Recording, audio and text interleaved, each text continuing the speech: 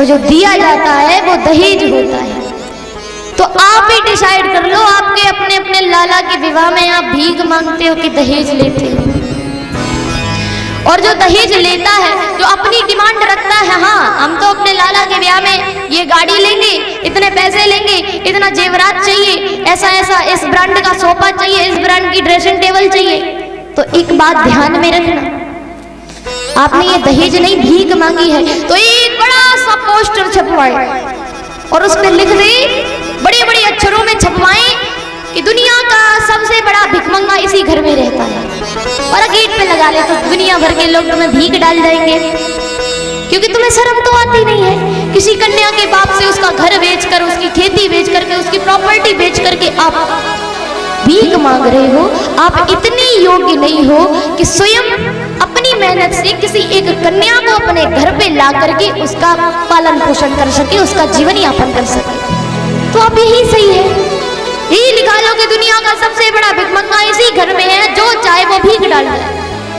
साफ सीधी बात। तो आज से भीख कौन कौन मांगेगा? हाथ खड़ा करे, कौन कौन भीख मांगेगा अपने लाला के विवाह में? कोई नहीं मांगेगा। अच्छा, मांगी किस किसने है वो तो नहीं पता होगा, कौन बताना चाहिए? है मैया, मैयाओं से पूछ लो। और हाँ मैया, जब कोई भीख मांगा करे ना तो उस घर में रानी बनकर रहा करो, नौकरानी बनकर नहीं। हक से कहा करो कि मेरे बाप ने ये मेरे लिए दिया है, तुम्हारे लिए नहीं। तुम्हारी मैं नौकरानी नहीं हूं जो मैं आपकी गुलाम बन के रहूंगी। तो नौकरानी बनकर नहीं रहना, पूरे राज्य करना।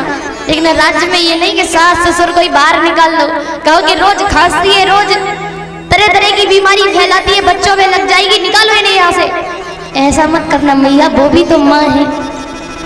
आपको जो सुंदर वर मिला है, उन्हें जन्म दिया है उन्होंने, तो वो भी तो माँ हुई ना। तो मैयाओं को घर से नहीं निकालना।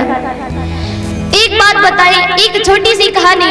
एक बहू थी, वो अपनी सास से बड़ी नफरत करे, बड़ी नफरत करे। तो आज कहा कि चलो बहू की परीक्षा लेते हैं।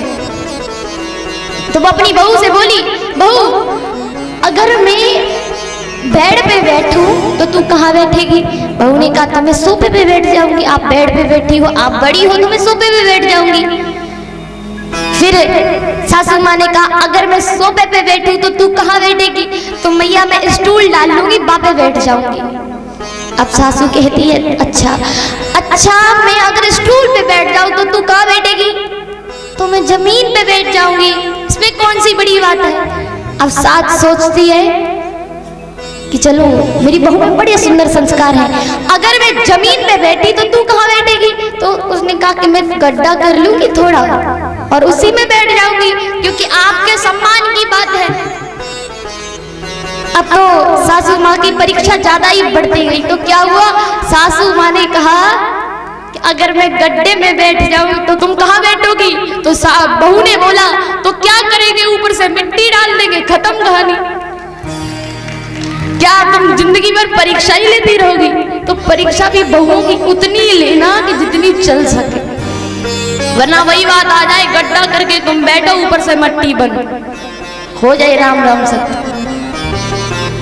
तो परीक्षा भी उतनी लेनी चाहिए जितनी वास्तव में ठीक ठाक है। एक छोटा सा बालक अपनी माँ से बोला, कह मैया तू मेरी दादी के पास ये छोटी घंटी काय को रख के आती है? बोली तेरी दादी ज्यादा दुखी करे, पूरे दिन रोटी पानी चिल्लाती रहती है, तो मैंने इनसे कह दिया जब कुछ चाहिए घंटी बजा दिया करो। अब तो वो सोचा, मैया दादी जब चली जाएगी ना भगवान के पास तो इस घंटी को मैं संभाल के रखूंगा। बोले क्यों संभाल के रखोगी? कि इसकी भी तो जरूरत पड़ेगी आगे, जब मेरी बहू आएगी और तू दादी की जगह होगी, जब तू घंटी बजाएगी तभी तुझे खाना मिलेगा। तो मैया तो जैसा करेगी वो मैं सीख रहा हूँ और आगे भी तेरे साथ यही होना है। तो अगर आपने अपनी सासू जी को परेशान किया तो आपके बच्चे आपको परेशान करेंगे। जो करोगे वही फल पाओगे। सबका लौट फेर के आना, सबको सास बनना है, सबको बहू बनना है। अब आप देख लो आपको क्या करना है। कन्हैया ने दूसरा विवाह जामवती जी के साथ में किया है। और दहेज में मणि लेकर के राजा सत्राजित के पास में पहुंचे। सत्राजित को जब पता चला कि अरे कन्हैया ने तो चोरी नहीं की थी, तो माफी मांगने लगा, अरे द्वारिकाधीश माफ कर दो मुझसे गलती हो गई। कन्हैया कहते ठीक है, गलतियां सब पे बनती हैं, ठीक है माफ कर दिया। लेकिन सत्राजित बोला मैं ऐसे नहीं मानूंगा कि तुमने माफ कर दिया। आप हमें, मैं तभी माफी मानूंगा कि जब आप मेरी बिटिया सत्यभामा के साथ में विवाह कर लेंगे, मैं तब समझ जाऊंगा आपने मुझे माफ कर दिया। तो आप मेरी बिटिया सत्यभामा के साथ में विवाह कर लो। भगवान ने कहा कैसे कर लो विवाह, मेरी 2 शादी हो चुकी हैं। सत्राजित ने कहा कि 2 ही तो हुई है, एक और सही, द्वारिकाधीश हो, तुम्हारी द्वारिका है तो 2-3 बीवियां तो होनी चाहिए ना। तो तीसरा विवाह भगवान का सत्यभामा के साथ में हुआ है। भगवान का चौथा विवाह कालिंदी यानी यमुना मैया के साथ में हुआ है। 5वां विवाह मित्रवृंदा के साथ में हुआ है। 6ठा विवाह सत्या के साथ में हुआ है। और 7वां विवाह श्रुति और 8वां विवाह लक्ष्मणा के साथ में हुआ है। ऐसे भगवान के 8 विवाह हुए। और एक छोटी सी कहानी है, एक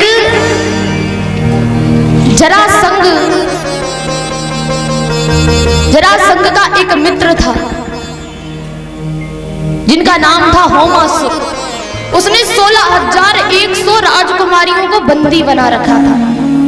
उसका कहना था कि जब मैं बहुत सारी राजकुमारियों को किडनैप कर लूंगा, सारे राज्य की राजकुमारियां खत्म हो जाएंगी, तब मैं इनसे विवाह करूंगा और अपनी मर्जी चलाऊंगा, सारे राज्य जीत लूंगा। 16,100 राजकुमारियां अपनी गिरफ्त में रखी हैं। नारद जी ने होमासुर को संदेशा दिया है कि कृष्ण तुमसे कहना चाहते हैं कि या तो 16,100 को राजकुमारियों को छोड़ दो या कृष्ण से युद्ध कर लो। उन्होंने कहा ठीक है मैं तो युद्ध करूंगा, युद्ध करने को राजी। सबसे पहले होमासुर ने मूर नाम के एक दैत्य को भेजा है। कृष्ण ने उसको मारा है तो कृष्ण का नाम पड़ा है मुरारी। जब मूर नाम के दैत्य को मारा तो कृष्ण को मुरारी कहने लगे हैं। और अंत में होमासुर का वध करके 16,100 राजकुमारियों का उसकी गिरफ्त से छुटाया है। और जब छुटा लिया तब वो राजकुमारियां कहने लगी कि कृष्ण अब मैं कहां जाऊं, अब मैं कहां जाऊं, क्योंकि मैं बरसों से अपने घर से बिछड़ी हुई हूं। यहाँ तो एक दिन के लिए अगर कोई बेटी घर से गायब हो जाए तो बवाल खड़ा कर देते हैं समाज के लोग, मोहल्ले के लोग, घर वाले, परिवार वाले। मैं तो बरसों से अपने घर परिवार से दूर हूं, लोग मुझे घुसने ही नहीं देंगे राज्य में। उन्होंने कहा अब तो मेरे पास 2 ही उपाय हैं, या तो तुम अपने घर मुझे ले जाओ और या तो मैं सब की सब पहाड़ से कूद कूद के अपने प्राण दे देंगे, हम सब मर जाएंगे, क्योंकि मैं बरसों से अपने महल से, अपने राज्य से छुटी हुई हूं।